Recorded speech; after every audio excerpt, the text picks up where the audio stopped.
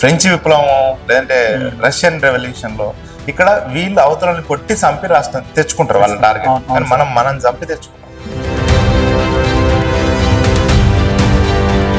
హైదరాబాద్ నిజాం ఐక్యరాజ్య సమితిలో మన మీద కంప్లైంట్ చేస్తారు. ఇండియా పక్క దేశం నా మీద అటాక్ చేస్తుంది, నన్ను కాపాడమంటే అది కంప్లైంట్ ఉంటుంది. గోరేటి వెంకన్న గారు పల్లె కన్నీరు పెట్టిందనే పాట ఈ లిబరలైజేషన్ పాలసీ మీద.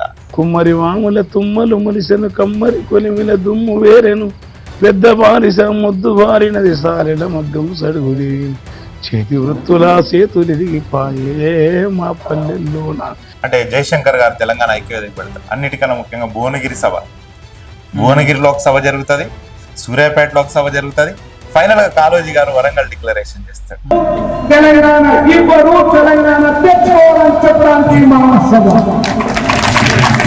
అస్సలు ఉద్యమానికి కారణం ఈ 16 ఇవ్వాలి. 60,000 మందిని అప్పుడు తరలిచ్చుంటే 60,000 ఎంప్లాయ్మెంట్ తెలంగాణలో జనరేట్ అయ్యి ఉంటే ఆ సంపద అంతా ఇక్కడే ఉంటుంటే ఎన్ని 60,000 కుటుంబాలు బాగుపడాయి. ఎప్పుడు ఇది 80s లో బాగుపడాయి.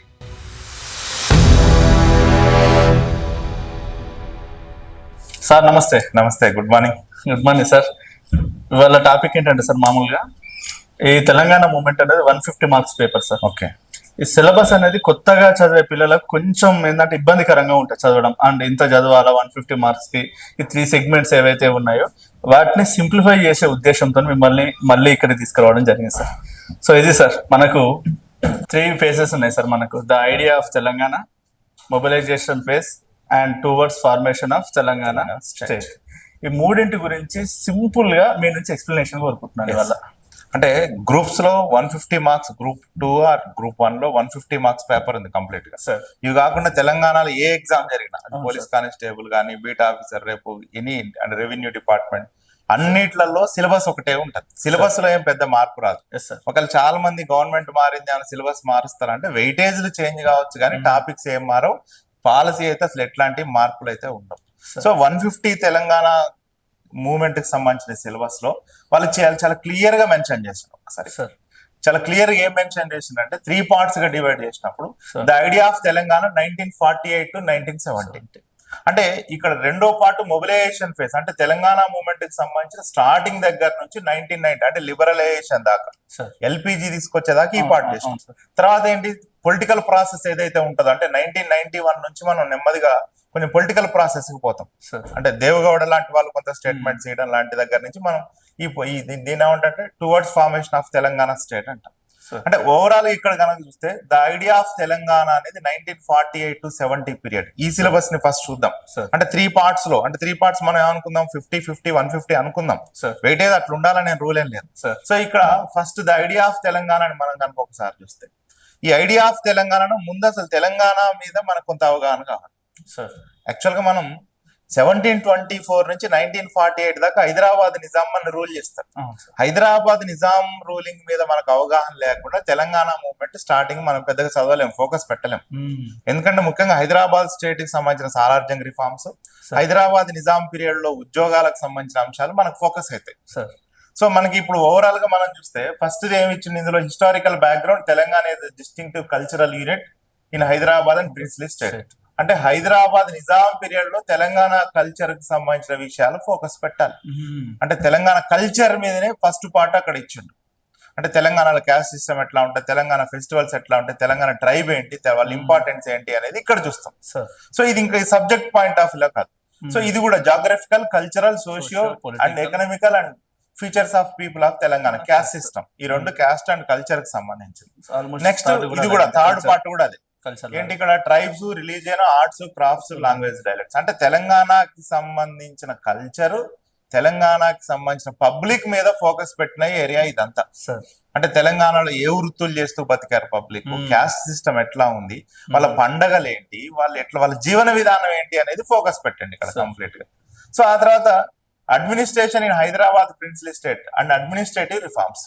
1724 లో హైదరాబాద్ నిజాం రాజ్యం స్టార్ట్ అయిన తర్వాత, హైదరాబాద్ నిజాం రాజ్యంలో సాలార్జంగ్ వచ్చిన తర్వాత కొంత దాన్ని మోడర్నైజ్ చేస్తాడు హైదరాబాద్ స్టేట్.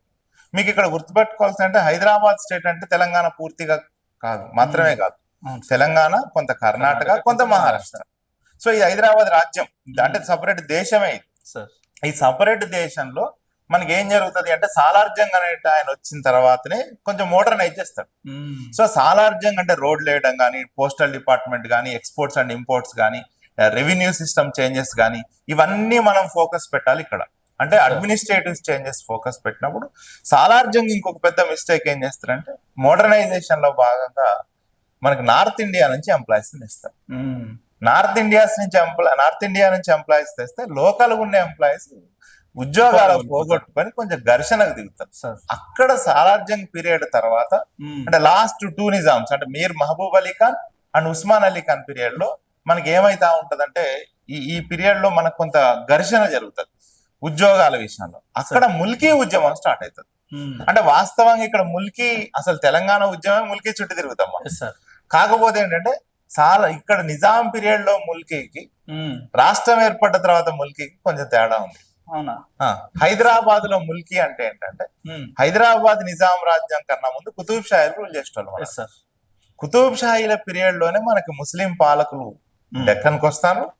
ఇక్కడికి వచ్చిన తర్వాత చాలా మంది అంటే సైన్యంలో పనిచేయడానికి, ఆఫీసర్లకు పనిచేయడానికి వస్తారు. వాళ్ళు వచ్చి ముందు సెటిల్ అయినారు. వీళ్ళని డక్కనీస్ అన్నాం. నిజాం పీరియడ్ లో కూడా తర్వాత సాలార్జంగ్ పీరియడ్ లో కూడా కొంతమంది ముస్లింస్ సెటిల్ అయ్యారు. సో వీళ్ళు నాన్ లోకల్ గా గుర్తించబడ్డారు. ముందు వచ్చి సెటిల్ అయిన డక్కనీస్ లోకల్ గుర్తించబడ్డారు. అంటే ఇక్కడ ఒరిజినల్ గా స్థానికంగా ఉండే తెలంగాణ వాళ్ళు లోకల్ అని ఎవరు చేయడానికి లేదు. ఎందుకంటే మనకు ఎడ్యుకేషన్ లేదు, మనకి ఎంప్లాయ్మెంట్ ఆపర్చునిటీస్ లేవు. ఇట్లాంటి పీరియడ్ లో ఒక ముల్కీ మూవ్మెంట్ ఎవరి పీరియడ్ లో వస్తుందంటే నిజాం పీరియడ్ లో మీర్ మహబూబ్ అలీ ఖాన్ పీరియడ్ లో ముల్కీ నాన్ ముల్కీ ఉద్యమం వస్తుంది. ముల్కీ అంటే లోకల్ నాన్ లోకల్ పంచాయతీనే తెలంగాణ రాష్ట్రాన్ని ఏర్పాటు చేస్తుంది. సో దానికి బేస్ మనకి ఈ పీరియడ్ హైదరాబాద్ స్టేట్ లో ఉన్నది. ఇది మనం చూడొచ్చు. ఫస్ట్ పార్ట్ లో ఈ ముల్కీ మీద బేస్ తెలిస్తేనే మనం ఇక్కడ రావచ్చు. సో ఈ ముల్కీ కోసం ఏం చేస్తారంటే ఫస్ట్ ఫర్మాన్ అంటే జీవో అప్పుడు మీర్ ఉస్మాన్ అలీ ఖాన్ పీరియడ్ లో సో ఒక జీవో వస్తుంది మనకి. ఇది 1919 లో ఇస్తాడు. ముల్కీ అంటే ఎవరు అనేది చాలా క్లియర్ గా హైదరాబాద్ లో ఒక 14 ఇయర్స్ ఎవరైతే ఉంటారో వాళ్ళు ముల్కీగా ఒక అంటే చేంజ్ అయితే 12 ఇయర్స్ 14 ఇయర్స్ ఈ ముల్కీగా ఉంటారు.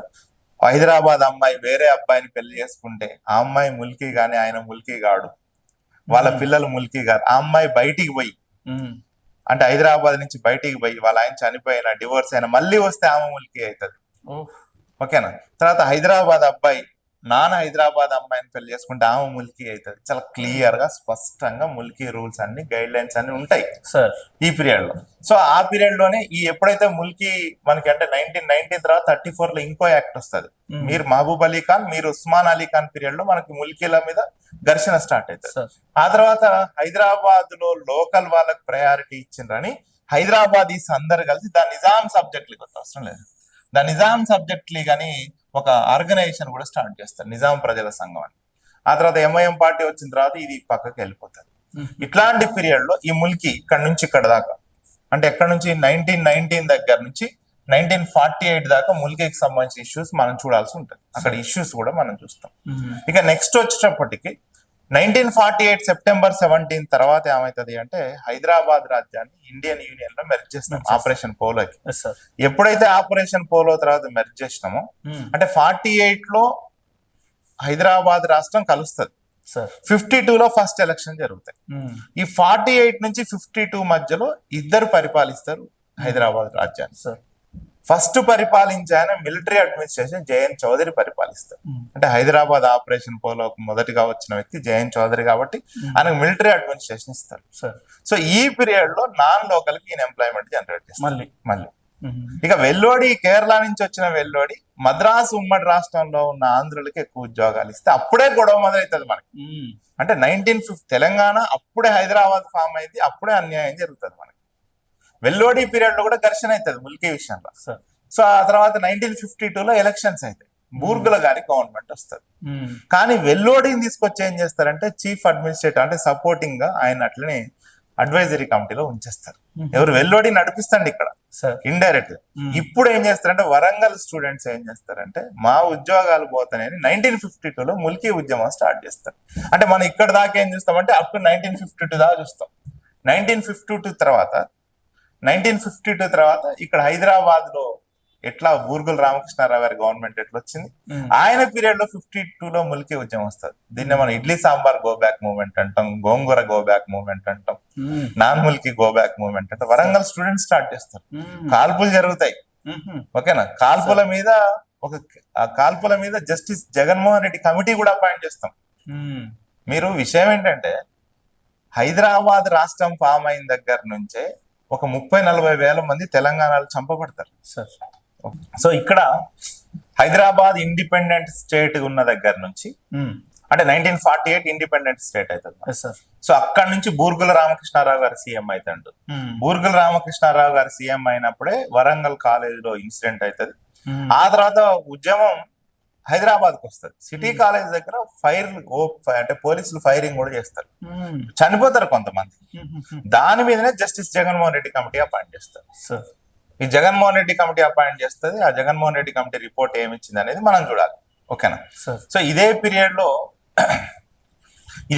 ఏమవుతుంది అంటే 1953లో పక్కన ఆంధ్రప్రదేశ్, అంటే పక్కన ఇప్పుడున్న ఆంధ్రప్రదేశ్, వాళ్ళని ఏం చేస్తామంటే హైదరాబాద్ నిజాం అలీ ఖాన్ పీరియడ్ లో కోస్తా ఆంధ్ర అని, అంతకుముందు తెలంగాణలో ఉండేది, కోస్తా ఆంధ్రాని నిజాం బ్రిటిష్ వాళ్ళకి అఫీషియల్ గా ఇచ్చేస్తారు. వాళ్ళు మద్రాసు ఉమ్మడి రాష్ట్రంలో పెట్టుకొని వాళ్ళు ఉంటారు. ఎవరు? కోస్తా ఆంధ్ర నుంచి రాయలసీమ, తర్వాత రాయలసీమను కూడా తర్వాత ఇచ్చేస్తారు దత్త మండలాన్ని.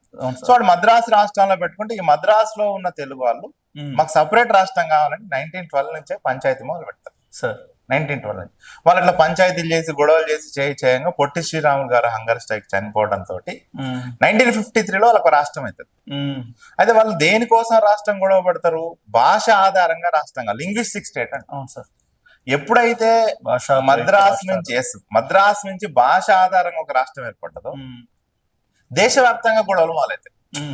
అప్పటికే మద్రాసులో 2-3 భాషలు ఉంటాయి, బాంబే రాష్ట్రం, ఇట్లాంటి రాష్ట్రాలన్నీ ఉన్నాయి. వీళ్ళందరూ గొడవ చేయడంతో ఎస్ఆర్సి అపాయింట్ చేస్తారు, స్టేట్ రీఆర్గనైజేషన్ కమిషన్ అని కమిటీ. అంటే ఇదేం చేయాలి? భాష ఆధారంగా దేశాన్ని ఎన్ని రాష్ట్రాలకు విభజించవచ్చో అది ఎవరు చెప్తారంటే ఎస్ఆర్సి చెప్తారు. ఈ ఎస్ఆర్సి అపాయింట్ చేయగానే 1953లో ఆంధ్రప్రదేశ్ ఏర్పడ్డది కదా, అక్కడ ఆంధ్ర రాష్ట్రం. వాళ్ళు ఏం చేస్తున్నారు?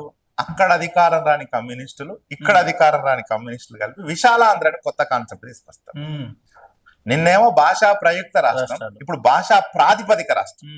భాష ఆధారంగా విడగొడితే భాషా ప్రయుక్త రాష్ట్రం, భాష ఆధారంగా కలిపితే భాషా ప్రాతిపదిక రాష్ట్రం అని పంచాయతీలు మొదలు పెడతారు. ఈ భాషా ప్రయుక్త రాష్ట్రం వచ్చినప్పుడు ఎస్ఆర్సీ దగ్గరికి మన డిమాండ్ పోతుంది. ఫజల్ అలీ కమిషన్ అంటారు. ఫజల్ అలీ గారు ఏం చెప్పిండు, ఏం సలహాలు ఇచ్చిన, అసలు వద్దు కలపొద్దు అంటాడు. ఒకవేళ కలపాల్సి వచ్చిన 1962 ఎలక్షన్స్ తర్వాత అప్పుడు ఓన్లీ తెలంగాణ ఎమ్మెల్యే డిసిషన్ తీసుకోవాలి అని చెప్తారు. సో ఆ పీరియడ్ ఎస్ఆర్సీ ఏం చెప్తుంది? అంబేద్కర్ గారు కూడా చిన్న రాష్ట్రాలే ఉండాలి, ఫస్ట్ అంబేద్కర్ గారు కూడా పెద్ద రాష్ట్రాలు ఉండాలంటాడు. తర్వాత ఏ నోటాన్ లింగ్విస్టిక్ స్టేట్స్ అని ఒక దాని మీద రాస్తూ చిన్న రాష్ట్రాలు ఉంటేనే మంచిది అంటాడు. అంటే మనం అంబేద్కర్ గారు ఏం చెప్పిండు, ఎస్ఆర్సీ ఏం చెప్పింది, సో ఎస్ఆర్సీకి సంబంధించిన ఇష్యూస్ ఏమున్నాయి అనేది మనం డిస్కస్ చేస్తాం. ఏం కష్టమైన సబ్జెక్ట్ కాదు. తెలంగాణ మూవ్మెంట్ ఏంటంటే దీనికి ఒక సోల్ ఉంటది. ఎందుకు ఇంత పబ్లిక్ 1200 మంది చచ్చిపోయి తెలంగాణ ఎందుకు తెచ్చుకున్నారు అంటే, మీరు మిగిలిన ఉద్యమాలకి అంటే కొంచెం హిస్టరీ నాకు గ్రిప్ ఉంటది. ఫ్రెంచ్ విప్లవం లేదంటే రష్యన్ రెవల్యూషన్ లో ఇక్కడ వీళ్ళు అవతలని కొట్టి చంపి రాష్ట్రం తెచ్చుకుంటారు వాళ్ళ టార్గెట్. కానీ మనం చంపి తెచ్చుకున్నాం. ఎవరు నాడు చంపుకోవడం ఎక్కడ ఉండదు. అంత తెచ్చుకోవాల్సిన అవసరం ఏముంది అని స్టడీ చేయడం మొదలు పెడితే తెలంగాణ మూవ్మెంట్ అర్థమవుతుంది.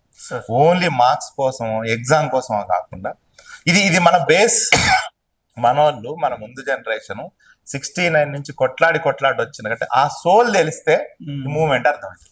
సరే, మొత్తానికైతే 1950 ఇక్కడ ఏం చేశారు? విశాలాంధ్ర మూవ్మెంట్ జరుగుతుంది, ఎస్ఆర్సి వద్దంటది. కానీ నెహ్రూని రకరకాల ప్రెజర్స్, ఎందుకంటే హైదరాబాద్ నిజాం ఐక్యరాజ్య సమితిలో మన మీద కంప్లైంట్ చేస్తారు. ఇండియా పక్క దేశం నా మీద అటాక్ చేస్తుంది, నన్ను కాపాడమంటే అది కంప్లైంట్ ఉంటది. వాడు ఐక్యరాజ్య సమితి క్వశ్చన్ ఆఫ్ హైదరాబాద్ అని అక్కడ చర్చ మొదలు పెడతారు. సో ఇన్ని ఇష్యూస్ అన్ని చూసి నెహ్రూని అంటే చాలా డెప్త్ గా మాట్లాడాలి దీని గురించి.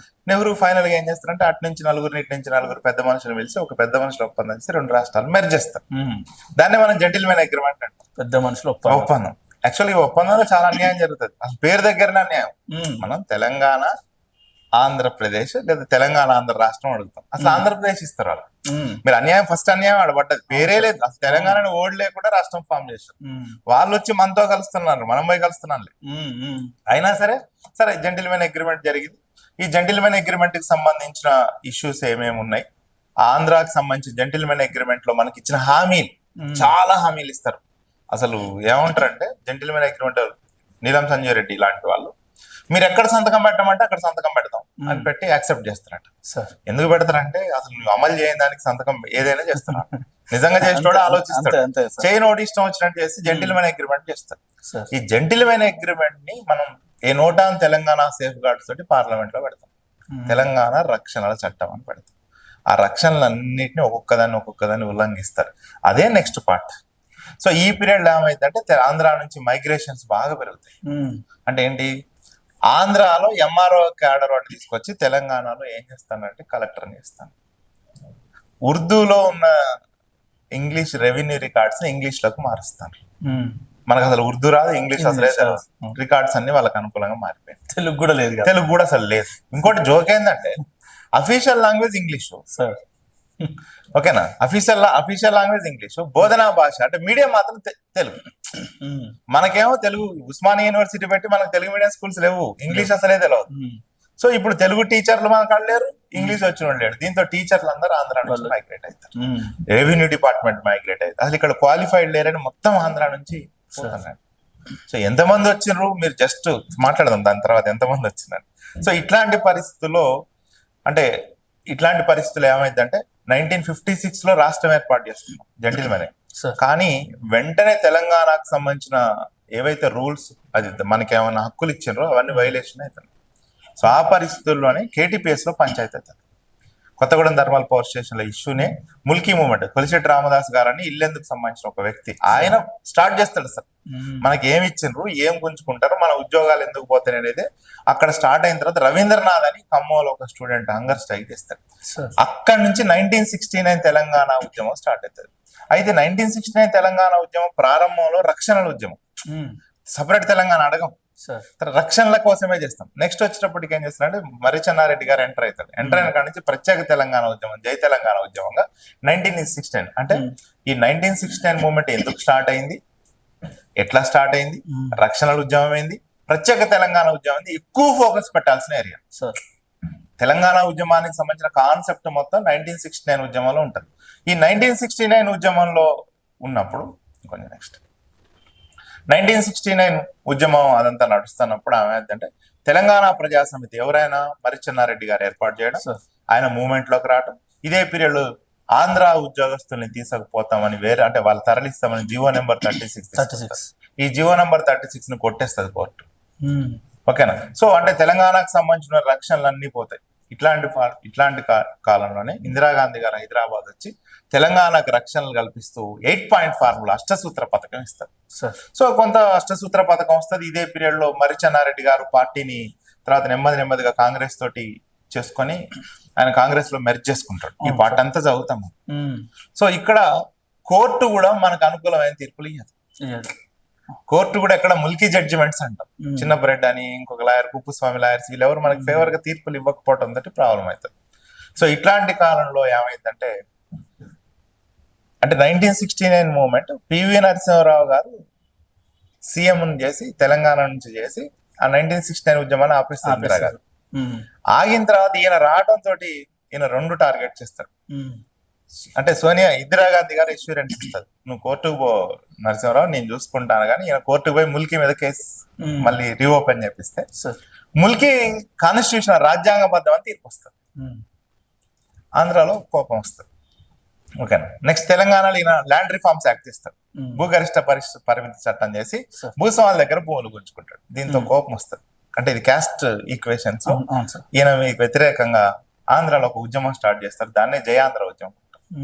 1972లో జయాంధ్ర అంటే మా రాష్ట్రం మాకేమని వాళ్ళు జయాంధ్ర ఫ్రంట్ పెట్టి జయాంధ్ర ఉద్యమం చేసుకుంటారు. జయాంధ్ర ఉద్యమం చేస్తున్నాడు మళ్ళీ ఇందిరాగాంధీ వస్తారు. ఇందిరాగాంధీ గారు వచ్చి ఏం చేస్తారంటే జయాంధ్ర ఉద్యమాన్ని ఆపడం కోసం వాళ్ళకి ఫేవర్ గా 6 పాయింట్ ఫార్ములా ఇస్తారు. వాళ్ళకి ఫేవర్ ఈ 6 పాయింట్ ఫార్ములాలోనే అంటే నిన్నటిదాకా ముల్కి 12 years 14-15 years ముల్కిని ఏం చేస్తారంటే వీళ్ళు సో ఇక్కడ ఆర్టికల్ నెంబర్ 371D అని ఒకటి పెట్టి దీని ప్రకారం ముల్కి 4 years అంటే 12 years ముల్కి 15 years ముల్కి ఎంతకు వస్తుంది ఇక్కడ 4 సంవత్సరాలు ఎక్కడ ఉంటే అంటే 4 సంవత్సరాలు స్కూలింగ్ ఎక్కడ ఉంటే వాడు అక్కడ ముల్కి అవుతాడు. సో ఇట్లాంటి పరిస్థితుల్లో ఎప్పుడు ఇది 1975s లో ఇంప్లిమెంట్ అవుతుంది సార్. ముల్కీ ఉద్యమానికి సంబంధించిన గొడవలు ఇదంతా నడుస్తారు. ఇట్లాంటి పీరియడ్ లో ఏమైందంటే ఎన్టీ రామారావు గారు తెలుగువాడి ఆత్మగౌరవాన్ని 83లో పార్టీ పెడతారు. 83 పార్టీ పెట్టగానే అప్పటికి ఈ 371D ఆర్టికల్ ని ఇంప్లిమెంటేషన్ లో ప్రెసిడెన్షియల్ ఆర్డర్ అంటాం సార్. ఈ రాష్ట్రపతి ఇచ్చిన ఉత్తర్వులకు వ్యతిరేకంగా ఆంధ్ర నుంచి తెలంగాణకి వేలాది ఉద్యోగులు వస్తారు. ఏది ఇప్పుడు 75 నుంచి 83 మధ్యలోనే వస్తే మన టిఎన్జిఓస్ పోయి ఎన్టీ రామారావు కలుస్తారు. ఎన్టీ రామారావు కలిస్తే ఎన్టీ రామారావు గారు ఎమోషనల్ గా జయభారతి రెడ్డి అని ఒక ఐఏఎస్ ఆఫీసర్ తోటి ఒక ఆఫీసర్స్ కమిటీ వేస్తారు. ఈ ఆఫీసర్స్ కమిటీ ఏం చేస్తుంది అంటే జస్ట్ తెలంగాణకి సంబంధించి సో నియర్లీ 58,000 అంటే 59,000 రఫ్ గా 59,000 మంది 1975 నుంచి 83 మధ్యలోనే అక్రమంగా వచ్చినది తెలుస్తుంది. 8 ఏళ్లలోనే 8 ఏళ్లనే అంటే అంత ముందు పోయినాయి మళ్ళీ యావరేజ్ చేసుకున్న 10,000 sir. 10,000 highest jobs Hyderabad Khammam district లో 10,000 పైన. అంటే మన ముందు జనరేషన్ మనకి ఎందుకు జాబ్స్ రాలేదంటే ఇగో ఎందుకు రాలేదు అంటే మన తాతలవి మన పేరెంట్స్ జాబ్స్ ఇవన్నీ అంతే కదా సార్. 60,000 వితిన్ 7 years ప్లస్ అంతకు ముందు పోయినాయి అవి లెక్కలేవు మళ్ళీ.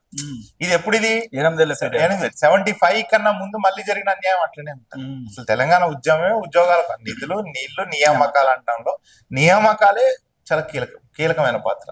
2 సమస్యలు మనకి, ఒకటి ఉద్యోగాలు ఇలే, 2 ప్రమోషన్లలో కూడా అన్యాయం. ప్రమోషన్ల అన్యాయం కోసం ఉద్యోగులు రాలేదు చేస్తారు, స్టూడెంట్స్ ఉద్యోగాల కోసం చేస్తారు. సో ఇట్లాంటి పరిస్థితుల్లో ఎన్టీ రామారావు గారు ఏం చేస్తారంటే ఎమోషనల్ గా సుందరేషన్ కమిటీ అని ఇంకో కమిటీ కూడా ఇస్తాడు. ఏది ఎంప్లాయ్మెంట్ వేస్తే ఆంధ్ర వాళ్ళని ఎవరైతే అక్రమంగా ఉన్నారో వాళ్ళందరిని పంపడం కోసం 610 జీవో చేస్తాడు. 610 జీవోకి వీళ్ళందరినీ ఆంధ్రాకి పంపేయాలి సార్. 610 జీవో చేస్తాడు. కానీ ఎన్టీ రామారావు అని వాళ్ళందరూ బ్లాక్ మెయిల్ చేయడం తోటి ఆపిస్తాడు.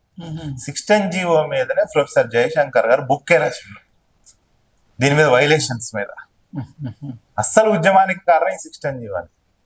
60,000 మందిని అప్పుడు తరలిచ్చి ఉంటే 60,000 ఎంప్లాయ్మెంట్ తెలంగాణలో జనరేట్ అయ్యి ఉంటే ఆ సంపద అంతా ఇక్కడే ఉంటుంటే ఎన్ని 60,000 కుటుంబాలు బాగుపడాయి. ఎప్పుడు ఇది 80s లో బాగుపడాయి. రైట్. సో ఇట్లా ఎన్టీఆర్ చేసిన అతిపెద్ద మోసం కనీసం బయట తెచ్చిండు కానీ ఇంప్లిమెంట్ చేయలేదు. బ్లాక్ మెయిల్ చేసి ఎన్టీఆర్ అంటే ఏం చేస్తారు, సెక్రటేరియట్ అంతా వాళ్ళే కదా. నువ్వు తెలంగాణ వాళ్ళని ఉద్యోగాల్లో తీసుకుంటే నీకు పనులు కావు, అది కావు. ఎందుకంటే మనకి నాలెడ్జ్ ఇవ్వద్దు, ఇస్తే వాళ్ళు నీళ్ళు ఎత్తకపోతే తెలవద్దు. తెలంగాణ నుంచి జెంటిల్మెన్ అగ్రిమెంట్ ప్రకారం నిధులు ఉంటాయి. ఈ నిధులని వాళ్ళు దోచుకుపోతారు, ఆ లెక్కలు తెలవద్దు. అంటే ఎంప్లాయీస్ లో కీలకమైన పోస్ట్ లో తెలంగాణ వాళ్ళు ఉండొద్దు అనేది వాళ్ళ మొదటి నుంచి పాలసీ. వాళ్ళు చాలా స్పష్టంగా ఉంటారు. ఎందుకంటే వీళ్ళు మద్రాసులో తమిళనాడు వాళ్ళు వాళ్ళని అట్లే చేశారు, వాళ్ళు వచ్చి ఇక్కడ మన అట్లా చేస్తారు. ఓకేనా, రైట్. సో ఇట్లాంటి పరిస్థితుల్లో తెలంగాణ ఎంప్లాయీస్ బాగా గొడవ చేస్తారు. సో అప్పుడు ఈ పీరియడ్ ఇట్లా నడుస్తున్నప్పుడు ఇంకొకటి ఏంటంటే తెలంగాణకి రిమైనింగ్ దేశానికి తేడా ఉంటది కొంచెం. ఆంధ్రాలో అంటే తెలంగాణలో భూ సంస్కరణలు పెద్దగా అమలు కాలే సార్. ఓకేనా. సో ఎప్పుడైతే నక్సల్ బరీ మూవ్మెంట్ ని చార్ ముజుందార్ స్టార్ట్ చేస్తాడు డార్జిలింగ్ లో, ఆ నక్సల్ బరీ మూవ్మెంట్ అటు వయా శ్రీకాకుళం నుంచి తెలంగాణకు వచ్చేస్తాడు. తెలంగాణలో చాలా కీలకమైన పాత్ర అని నక్సలైట్ మూవ్మెంట్ ఉంటుంది సార్. మన గ్రూప్ 2 లో ఇక్కడ నుంచి ఒక 5 క్వశ్చన్స్ వచ్చినాయి ఓన్లీ తెలంగాణ నక్సలైట్ మూవ్మెంట్ మీద సార్. ఓకేనా. సో ఈ నక్సలైట్ మూవ్మెంట్ ఏంటి, నక్సలైట్ మూవ్మెంట్ లో చాలా కీలకమైనది రైతు కూలీలు, ఆ సంఘాలు జగిత్యాల జైత్రయాత్ర చేస్తారు. చాలా ఇది ఎమోషనల్ ఏరియా ఇదంతా, జగిత్యాల జైత్రయాత్ర అంటాం. సో ఇట్లాంటి అన్నిటికి సంబంధించి సిరిసిల్లకు సంబంధించి రైతు కూలీ సంఘాలు ఏర్పడడం, సో ఇవి సీక్రెట్ గా పనిచేయడం, దీనికి పబ్లిక్ సపోర్ట్ చేయడం. అంటే తెలంగాణలో నక్సలైట్ మూవ్మెంట్ ఎట్లా వచ్చింది అనేది మనకు చాలా ఇంపార్టెంట్. ఇంకోటి ఏంటంటే తెలంగాణలో నక్సలైట్ మూవ్మెంట్ రావడం, ఆంధ్ర రూరల్స్ నక్సలైట్ ఎజెండా అని నా ఎజెండా అని ఎన్టీ రామారావు వస్తాడు, వచ్చి నక్సలైట్లను చంపుతాడు. నక్సలైట్లు నిజమైన దేశభక్తులు అంటాడు ఎన్టీ రామారావు, విపరీతమైన ఎన్కౌంటర్లు చేస్తాడు. ఆ పీరియడ్ కి సంబంధించిన ఘర్షణ ఏదైతే ఉంటుందో అది మనం చదవాల్సింది. అంటే తెలంగాణలో భూమి కొద్ది మంది చేతిలో ఉంది, అది పంచే ఉద్దేశంతో ఈ మూవ్మెంట్ మనం చూడాల్సి ఉంటుంది. అవును సార్. ఓకేనా. సో ఇక్కడ నక్సలైట్ మూవ్మెంట్ కూడా చాలా కీలకమైన పాత్ర మొబిలైజేషన్ ఫేజ్ లో, అంటే 70s తర్వాత రైజ్ అయితేనే పీరియడ్ ఇక్కడ. ఓకేనా. సో ఇందులో ఇదే పీరియడ్ లో ఆదివాసీ సంఘాలకు సంబంధించిన చిన్న చిన్న ఎజిటేషన్స్ కూడా మనం చూడొచ్చు మొబిలైజేషన్ పీరియడ్ లో. ఓకేనా. ఇక నెక్స్ట్ ఇక్కడ 1980s లో వచ్చేటప్పటికి ఏమైందంటే కాంగ్రెస్ రెగ్యులర్ గా సీఎంలను మారుస్తూ ఉంటారు. ఎన్టీ రామారావు ఇందిరాగాంధీని అడుగుతాడు, నాకు రాజ్యసభ సీట్ ఇస్తావు అంటే ఆమె ఈయనంటారు. ఈయనగా మనోడు కోపం వచ్చి 1980లో టీడీపీ పార్టీని పెడతారు.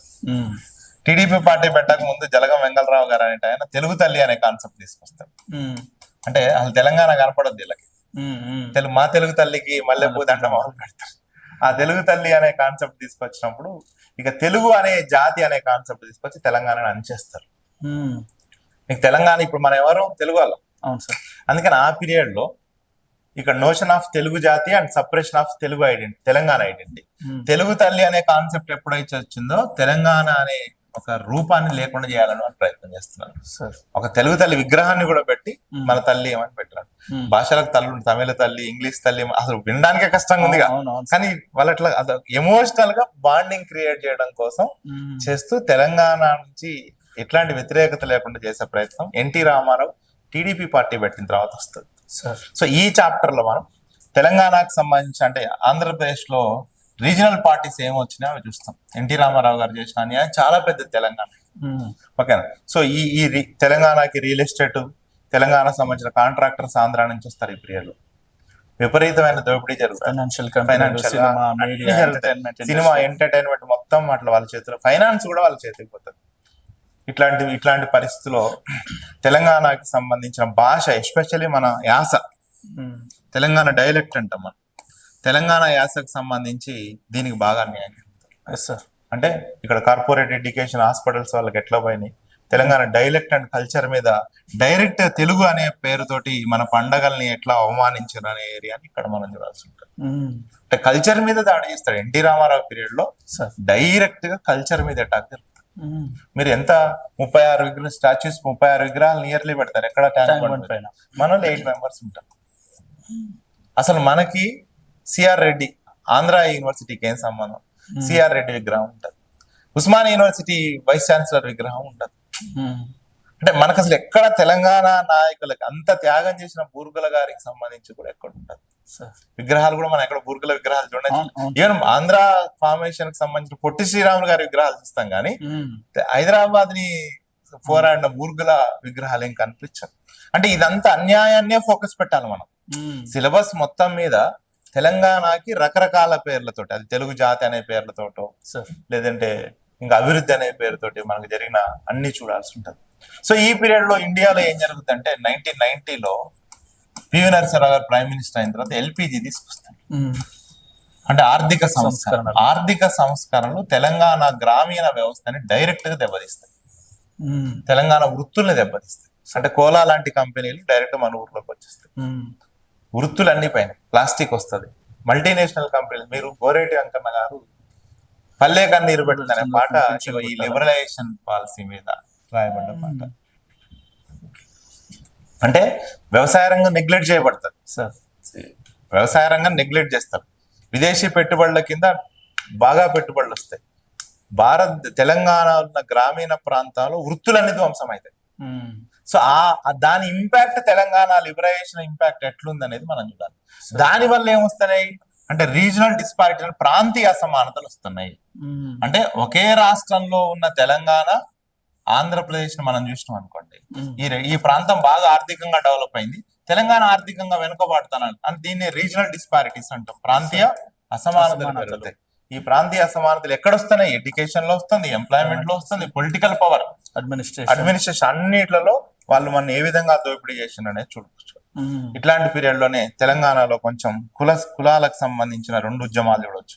మందకృష్ణ మాదిగ గారు మాదిగ దండోరా ఉద్యమాన్ని స్టార్ట్ చేస్తాడు. తుడుం దెబ్బ అనే ఒక 2 మూవ్మెంట్స్, మంచి మూవ్మెంట్స్ వస్తాయి. తెలంగాణకు సంబంధించిన మూవ్మెంట్స్ మనం చూడాల్సి వస్తుంది. ఇవి కాకుండా తెలంగాణలో అగ్రికల్చర్ క్రైసిస్ వస్తుంది. అగ్రికల్చర్ క్రైసిస్ అంటే చంద్రబాబు నాయుడు లాంటి వాళ్ళు వ్యవసాయం దండగంటారు. దండగంటారు. అవును. ఎందుకు దండగంటారంటే అసలు మన దగ్గర వాటర్ ఇరిగేషన్ ప్రాజెక్ట్స్ కంప్లీట్ కాలేదు కదా. మనం వర్షాధారం మీద ఆధారపడడం, జొన్న పంటలు లాంటివి పండించుకుంటున్నాం. మన ఫుడ్ కూడా అదే ఫుడ్ కూడా అదే ఉండే. సో ఎప్పుడైతే వ్యవసాయం దండగైందో తెలంగాణలో వ్యవసాయంతో పాటు హ్యాండీక్రాఫ్ట్ చేతి వృత్తులు ధ్వంసమవుతున్నాయి. ఈ కండిషన్ లో తెలంగాణ సమాజం, తెలంగాణ ఆర్థిక వ్యవస్థ ఏ విధంగా దెబ్బతిన్నది? సమైక్య పాలనలో తెలంగాణకు సంబంధించిన ఆర్థిక సామాజిక వ్యవస్థలు ఏ ఎఫెక్ట్ తోటి, ఇది ఎల్పిజి తోటి ఎట్లా దెబ్బతిన్నది అనేది ఈ పాట చూడాల్సి ఉంటుంది. చాలా మంచి ఏరియాస్ ఇవన్నీ. ఓకేనా? ఇక నెక్స్ట్ అక్కడ నుంచి అంటే ఎప్పుడైతే మనకి తెలంగాణకి సంబంధించి అష్యూరెన్సెస్ ఇచ్చారు జెంటిల్మెన్ అగ్రిమెంట్ లో, వాటిని వైలేట్ చేశారు. ఆ తర్వాత 6 పాయింట్ ఫార్ములాని వైలేట్ చేశారు. ఓకేనా? ఇవన్నీ వైలేట్ చేయడం తోటి తెలంగాణలో కొంతమంది ఇంటలెక్చువల్స్ తెలంగాణకి సంబంధించిన పోరాటాలు మొదలుపెట్టారు. దీన్ని మనం మొబిలైజేషన్ ఫేజ్ అంటాం. 1971 లో ఈ మొబిలైజేషన్ ఫేజ్ స్టార్ట్ అవుతుంది. చాలా రకాల ఇన్స్టిట్యూషన్స్ అంటే అనేక రకాల సంస్థలు, సంఘాలు, సో వీటిలో వస్తాయి. ఏ సంస్థలు వచ్చినాయి, ఏ సంఘాలు వచ్చినాయి, వాళ్ళు ఏం చేసిండ్రు అనేది ఇక్కడ చూసుకోవాల్సి ఉంటుంది. ఓకేనా? అంటే చాలా మంచి ఏరియా ఇది. ఇక్కడ నుంచి సబ్జెక్ట్ మనం చూసుకోవచ్చు, మనకు తెలిసింది ఎక్కువగా. అవునవును సార్. ఓకేనా? ఓకే. సో ఇట్లాంటి పరిస్థితుల్లో తెలంగాణకు సంబంధించిన ప్రజల్లో చైతన్యం వస్తుంది. ఇది తెలంగాణకు జరిగే అన్యాయం మీద. ఆ చైతన్యానికి సంబంధించిన ఎట్లాంటి డిస్క్రిమినేషన్స్ ఉన్నాయనేది చూస్తాం. సో అనేక రకాల సంఘాలు ఈ పీరియడ్ లో స్టార్ట్ అవుతున్నాయి సార్. ఓకేనా? ఈ పీరియడ్ లో చాలా రకాల సంఘాలు మనకు బాగా స్టార్ట్ అవుతున్నాయి. ఓకేనా? సో వీటితో పాటు అంటే ఈ ఇన్స్టిట్యూషన్స్ ఏం స్టార్ట్ అయినాయి, వాటి ఇష్యూస్ ఏంటి, వాటి టార్గెట్స్ ఏంటి అనేది మనం ఇక్కడ చూసుకోవాల్సి వస్తుంది. ఓకేనా?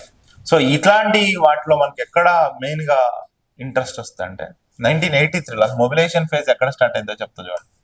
1983లో ఎన్టీ రామారావు టీడీపీ పార్టీ పెట్టారు. టీడీపీ పార్టీ పెట్టినప్పుడు హిమాయత్ నగర్ ఎలక్షన్స్ అంటే బై ఎలక్షన్స్ వస్తాయి. హిమాయత్ నగర్ ఎమ్మెల్యే చనిపోతాడు. చనిపోతే ఆయన ఆంధ్ర నుంచి లోకల్ క్యాండిడేట్ లేనని ఆంధ్ర నుంచి ఎవరిని పట్టుకొచ్చి ఉపేంద్రని పట్టుకొస్తాడు, లగడపాటి రాజగోపాల్ మామని పట్టుకొచ్చి కంటెస్ట్ చేస్తే తెలంగాణ వాళ్ళందరికీ కోపం వచ్చి 1969 ఉద్యమకారులందరూ కలిసి ఆయనకు వ్యతిరేకంగా ఆలయ నరేంద్రని గెలిపిస్తారు బీజేపీ. అక్కడి నుంచి మొదలవుతుంది. అంటే తెలంగాణకు ఊపు వస్తుంది. ఊపు వచ్చిన తర్వాత మన వాళ్ళు ఇక చాలా రకాల మీటింగ్స్ కండక్ట్ చేస్తారు. రావెల ప్రతాప్ కిషోర్ అని ఢిల్లీకి పాదయాత్ర చేస్తారు ఒక టీం. ఓకేనా? పాదయాత్ర చేస్తారు. రకరకాల దేవానంద స్వామి అనే ఆయన పార్టీ పెడతాడు. సత్యనారాయణ తెలంగాణ జనసభని ఒక ఆర్గనైజేషన్ స్టార్ట్ చేస్తాడు. తెలంగాణ పీపుల్స్ ఫ్రంట్ స్టార్ట్ అవుతుంది. అంటే తెలంగాణలో అక్కడక్కడ నెంబర్ ఆఫ్ అసోసియేషన్స్ అన్ని ఫామ్ అవుతా ఉంటాయి. ఇంటెలెక్చువల్ పెడతారు. ఈ ఫార్మేషన్ నెంబర్ గా తెలంగాణ ఐక్యవేదిక అంటే జయశంకర్ గారు తెలంగాణ ఐక్యవేదిక పెడతారు. అన్నిటికన్నా ముఖ్యంగా భువనగిరి సభ, భువనగిరిలో ఒక సభ జరుగుతుంది, సూర్యాపేటలో ఒక సభ జరుగుతుంది, ఫైనల్ గా కాళోజీ గారు వరంగల్ డిక్లరేషన్ చేస్తాడు. ఈ సభలన్నీ ప్రత్యేక తెలంగాణ వాదాన్ని మళ్ళీ ఒకసారి పబ్లిక్ లో తీసుకుపోతున్నారు. అంటే మీరు 1969 ఉద్యమం తర్వాత 1983 నుంచి మళ్ళీ మనం తెలంగాణ ఉద్యమానికి సంబంధించిన అడుగులు చాలా వేగంగా వేస్తూ వస్తాం. 20 years. ఎస్, చాలా వేగంగా వస్తాం. 83 ఎప్పుడైతే ఇది జరిగిందో వెలిచాల జగపతిరావు గారని ఒక ఎమ్మెల్సీ ఆయన నీటి మీద జరిగిన అన్యాయాలని వివరాలు కూడా ఇస్తాడు. సో ఇట్లాంటి పరిస్థితుల్లో తెలంగాణ విద్యార్థి వేదిక లాంటి సంఘాలు, so Telangana university students, Telangana Janasabha, Telangana Mahasabha లాంటి అనేక సంఘాలు తెలంగాణ ఐడెంటిటీని తీసుకురావడానికి ఒక ప్రయత్నం చేస్తూ ఉంటాయి. సో ఇది తెలంగాణ ఫార్మేషన్ అంటే 1991 లిబరలైజేషన్ తర్వాత 2014 వరకు జరిగిన ఇష్యూ. 1983 తర్వాత జరుగుతున్న ఈ చాలా వేగమైన మార్పులు చూడొచ్చు మనం. 91 ఆర్థిక సంస్కరణల తర్వాత ఇంకా తెలంగాణలో వ్యవసాయం దండగనే కాన్సెప్ట్ రావడం, చంద్రబాబు లాంటి వాడు నక్సలైట్ ఉద్యమాన్ని తీవ్రంగా అణిచేయడం, చాలా అన్యాయాలు చేస్తారు. శ్రీశైలం ప్రాజెక్ట్ లో మనకు చెప్పరాని అన్యాయం జరుగుతుంది. ఇంకా అది తర్వాత మనం డిస్కస్ చేస్తాం. ప్రాజెక్టులలో అన్యాయం ఎట్లుంది, విద్యుత్తులో అన్యాయం ఎట్లుంది, అన్యాయాలకు వ్యతిరేకంగా తెలంగాణ ఇంటెలెక్చువల్స్ అందరూ, తెలంగాణ యూనివర్సిటీ స్టూడెంట్స్ అందరూ అనేక ఉద్యమాలు చేస్తూ ఉంటారు. ఇట్లాంటి పీరియడ్ లో రెగ్యులర్ ప్రాసెస్ అంటే జయశంకర్ గారు ఏం చెప్తారంటే ఒక రాష్ట్ర ఏర్పాటు అనేది పార్లమెంట్ ప్రక్రియ ద్వారా జరగాలి. ఆర్టికల్ నెంబర్ 3 ప్రకారం. సో 3 ప్రకారం పార్లమెంట్ ప్రక్రియ ద్వారా జరగాలంటే అది పొలిటికల్ ప్రాసెస్ జరగాలి. ఈ పొలిటికల్ ప్రాసెస్ జరగాలని జయశంకర్ గారు గతంలో ఒక ఇద్దరిని ట్రై చేస్తాడు. ఒక ఇద్దరిని అంటే పీజేఆర్ ని కలుస్తాడు. ఫస్ట్ పి జనార్దన్ రెడ్డి గారిని కలిసి తెలంగాణ ఉద్యమానికి నాయకత్వం వహించి ఆయన వహించాడు. తర్వాత సబితా ఇంద్రారెడ్డి భర్త ఇంద్రారెడ్డి గారు ఉంటారు కదా, సో ఆయన ట్రై చేస్తే ఆయన జై తెలంగాణ పార్టీ పెడతాడు, కానీ ఆయన కూడా సరిపోడు. ఫైనల్ గా 2000 పీరియడ్ లో విజన్ 2020 డాక్యుమెంట్ అని చంద్రబాబు నాయుడు ఒక డాక్యుమెంట్ ఇస్తాడు. ఇచ్చి అందులో తెలంగాణ డెవలప్మెంట్ మీద ఒక అంశం కూడా లేకపోయేసరికి కేసీఆర్ దానికి లెటర్ రాస్తాడు. At the same time current ఛార్జీలు పెంచుతారు. అసలే తెలంగాణలో వ్యవసాయం బోర్ల మీద కదా, సో తెలంగాణ వ్యవసాయం సంక్షోభంలో ఉందని లెటర్ రాస్తాడు. ఈ అంశాన్ని గమనించిన జయశంకర్ గారు కేసీఆర్ గారిని వస్తాడు. తెలంగాణ ఐక్యవేదిక పెట్టిన జయశంకర్ గారు ఏం చేస్తాడంటే ఫైనల్ గా తీసుకొచ్చి కేసీఆర్ గారిని కలిసి ఈయనతోటి తెలంగాణ రాష్ట్ర సమితి అని ఒక పొలిటికల్ పార్టీని పెట్టిస్తారు. ఈ పొలిటికల్ పార్టీని పెట్టించినప్పటి నుంచి రాజకీయ ప్రక్రియ మనకు స్టార్ట్ అవుతుంది. 2001 to 2014 వరకు చూడాల్సి ఉంటుంది. ఈ పీరియడ్ లో 2001 లో ఈయన పొలిటికల్ పార్టీ పెట్టడం, తర్వాత 2004 లో ఎలక్షన్స్ కాంగ్రెస్ తో కలిపిపోవడం. ఓకేనా, సో కాంగ్రెస్ మేనిఫెస్టోలో కూడా తెలంగాణ విషయాన్ని అందులో పెడతారు. కాంగ్రెస్ మేనిఫెస్టోలో తెలంగాణ విషయం పెడతాది.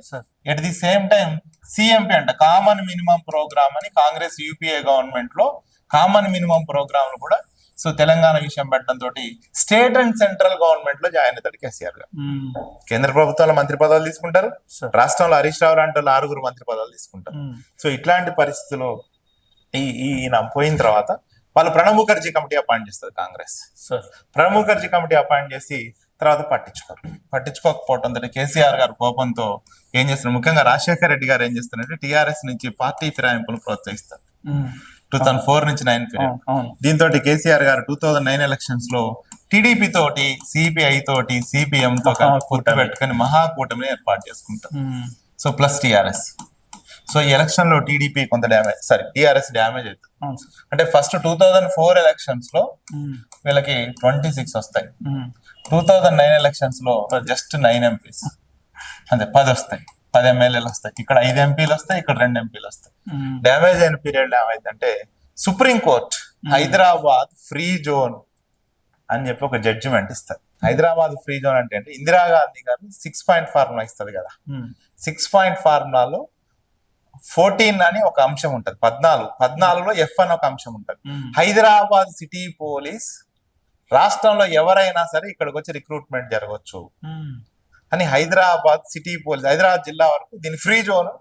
రాష్ట్రం ఎవరైనా మనం దానికి వ్యతిరేకంగా ఫైట్ చేస్తూ పోతాం. హైదరాబాద్ ఉద్యోగాలు హైదరాబాద్ ఇవ్వాలి అని చెప్పి మనం ఫైట్ చేస్తాం. ఈ ఫైటింగ్ లో హైకోర్టు ఏమో ఫ్రీ జోన్ కాదని తీర్పిస్తారు, సుప్రీంకోర్టు ఫ్రీ జోన్ అని తీర్పిస్తారు. ఈ ఫ్రీ జోన్ అని తీర్పిచ్చడానికి ముందు రాజశేఖర రెడ్డి గారు చనిపోతారు September 2లో. రాజశేఖర రెడ్డి గారు చనిపోయి రోషయ్య గారు సీఎం అవుతారు. ఇట్లాంటి పీరియడ్ లో ఏం జరుగుతుంది అంటే హైదరాబాద్ లో Osmania university students free zone వ్యతిరేక ఉద్యమాన్ని మొదలు పెడతారు. ఈ ఫ్రీ జోన్ వ్యతిరేక ఉద్యమంలోకి మళ్ళీ కేసీఆర్ గారు వచ్చేస్తారు. ఈ ఫ్రీ జోన్ వ్యతిరేక ఉద్యమం కాస్త పూర్తి స్థాయి తెలంగాణ ఉద్యమంగా మారిపోబోతుంది. రోషే ఆల్ పార్టీ మీటింగ్ పెట్టి ఫ్రీ జోన్ కాదని చెప్పినా సరే ఎవరు వినరు, మాకు సపరేట్ తెలంగాణ కావాలంటాడు. అదే టైంలో కేసీఆర్ గారు సిద్దిపేట గర్జన సభకు పోవటం, కేసీఆర్ జడ్జిలో తెలంగాణ వచ్చిన నినాదం వేయడంతో ఇది పీక్స్ పోతుంది. సో ఇట్లాంటి పీరియడ్ లో కేసీఆర్ గారు హంగర్ స్ట్రైక్ చేస్తున్నాడు. రంగదాంపల్లిలో హంగర్ స్ట్రైక్ చేయడం, ఖమ్మం తీసుకుపోవడం, అక్కడి నుంచి జరిగిన పరిణామాలన్నీ మనం చూస్తాం. తర్వాత 2009 December 9th ఏం చేస్తాం మనం, December 9th central government Telangana ప్రక్రియ ప్రారంభమైందని ఒక స్టేట్మెంట్ కూడా ఇస్తారు.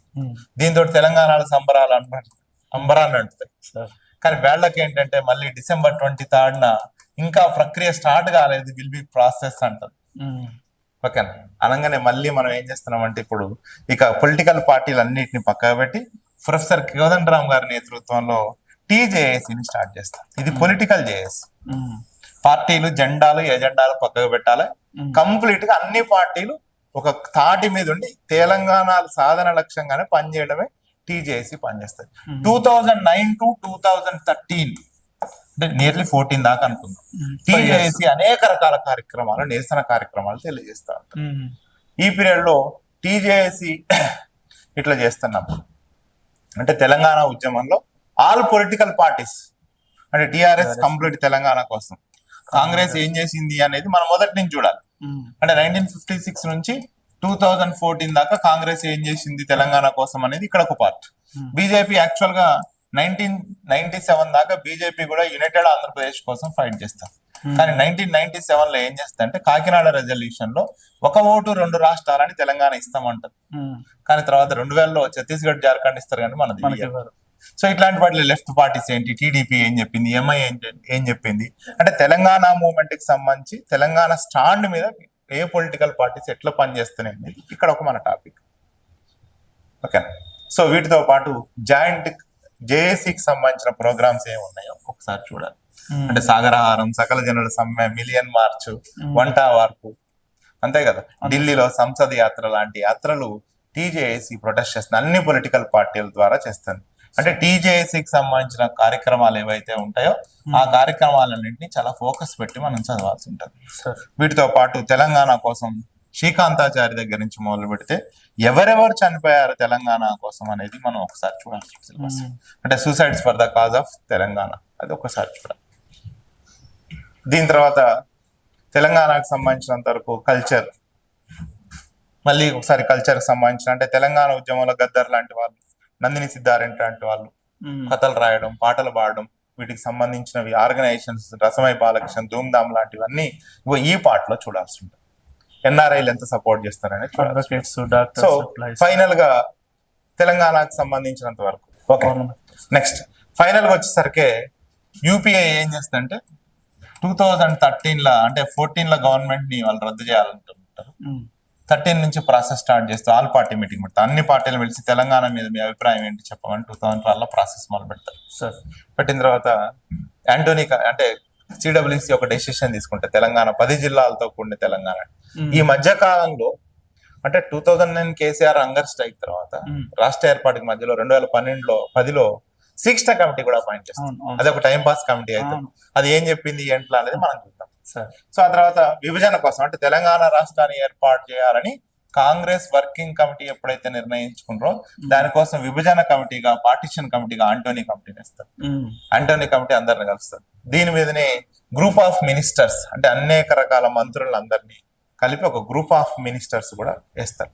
వేసి ఫైనల్ గా ఏం చేస్తారంటే బిల్లుని రాష్ట్రపతి దగ్గర నుంచి ఆంధ్రప్రదేశ్ అసెంబ్లీకి పంపిస్తున్నారు. ఆంధ్రప్రదేశ్ అసెంబ్లీకి పంపితే ఆంధ్రప్రదేశ్ అసెంబ్లీ బిల్లుని రూల్ నెంబర్ 77 కింద తిప్పి పంపాల్సిన అవసరం లేదు. అయినా సరే కేంద్రం ఈ విషయాన్ని పట్టించుకోకుండా ఏం చేస్తుందంటే పార్లమెంట్ అంటే లోక్సభలో అండ్ రాజ్యసభలో లోక్సభలో సుష్మా స్వరాజ్ గారు బిల్లు మీద సపోర్ట్ ఇస్తారు. ఇదే పీరియడ్ లో లగడపాటి రాజగోపాల్ పెప్పర్ స్ప్రే కూడా కొడతాడు మన వాళ్ళ మీద. స్పీకర్ మీరా కుమారి మీద కూడా పడతాడు. రాజ్యసభలో కురియన్ గారు దీన్ని ఆమోదిస్తాడు బిల్లుని. అంటే లోక్సభలో, రాజ్యసభలో. ఇక్కడ బీజేపీ సుష్మా స్వరాజ్, ఇక్కడ నుంచి వచ్చేసరికి అరుణ్ జైట్లీ. సో వీళ్ళు మద్దతు ఇవ్వడంతో తెలంగాణ బిల్ పాస్ అయిపోతుంది. 2014లో పాస్ అయిన బిల్లు తోటి June 2న తెలంగాణ అపాయింట్ డేట్ గా అనౌన్స్ చేస్తారు. సో తెలంగాణ ఏర్పాటు అనేది ఈ విధంగా జరుగుతుంది. సిలబస్ చాలా సింపుల్ గా అనిపిస్తుంది కానీ ఎక్కువ సార్లు చదవాల్సి ఉంటుంది. చాలా అసోసియేషన్స్, ఆర్గనైజేషన్స్ ఉంటాయి. తెలంగాణకి అన్ని రంగాల్లో జరిగిన అన్యాయాల మీద మనం ఎక్కువగా డిస్కస్ పెట్టాలి. స్టూడెంట్ భయపడాల్సిన పని ఏం లేదు. కొంచెం జాగ్రత్తగా నెమ్మదిగా సిలబస్ కనుక చదువుకుంటాం మనం పోయినాం అనుకోండి, తెలంగాణ మూవ్మెంట్ సిలబస్ చాలా ఈజీగానే ఉంటుంది. మీరు తెలంగాణ మూవ్మెంట్ కనుక ఒక గ్రూప్ 2 స్టూడెంట్ చదివితే తెలంగాణ ఎకానమీలో 2 పార్ట్స్ ఇక్కడి నుంచే ఉంటాయి. జనరల్ స్టడీస్ లో కల్చర్, తెలంగాణ కల్చర్ ఉంటుంది. ఇక్కడ చదివితే అక్కడ కల్చర్కి వస్తుంది. ఎకానమీలో సోషియాలజీలో తెలంగాణ సోషియాలజీ ఉంటుంది. సోషియాలజీ పాయింట్ ఆఫ్ వ్యూ ఇక్కడ నుంచి. అంటే మీరు తెలంగాణ మూవ్మెంట్ కనుక క్లియర్ చేస్తే సోషియాలజీలో కొన్ని ఏరియాలు కవర్ అవుతాయి, జనరల్ స్టడీస్ లో కవర్ అవుతాయి. రిమైనింగ్ తెలంగాణ ఎకానమీలో 2 చాప్టర్స్ కంప్లీట్ దీని మీద ఉంటుంది. కాబట్టి ఇది ఒకసారి స్టూడెంట్స్ భయపడకుండా, సిలబస్ ఎక్కువ కనిపిస్తుంది. ఊకే పేర్లు వస్తా ఉంటాయి, ఇయర్స్ వస్తాయి. పేర్లు, ఇయర్స్ సబ్జెక్ట్ లో భాగంగా చదవాలి తప్ప అంటే ఒక ఇయర్ ని పట్టుకొని సబ్జెక్ట్ చదవదు. సబ్జెక్ట్ ని చదివేటప్పుడు ఇయర్ రావాలి. అది ప్రాక్టీస్ మీద వస్తుంది. నెమ్మదిగా కొంచెం కొంచెం ఫోకస్ పెట్టుకుంటా చదివితే తెలంగాణ మూవ్మెంట్ పెద్ద విషయం ఏం కాదు. Thank you sir, thank you so much. మా పాలన మీద ఉన్నాను, చాలాసేపు పట్టిందా? అందుకే సార్ అందరూ పంపించేద్దాం సార్. ఎక్కువ టైం తీసుకున్నాను. కరెక్ట్ వచ్చి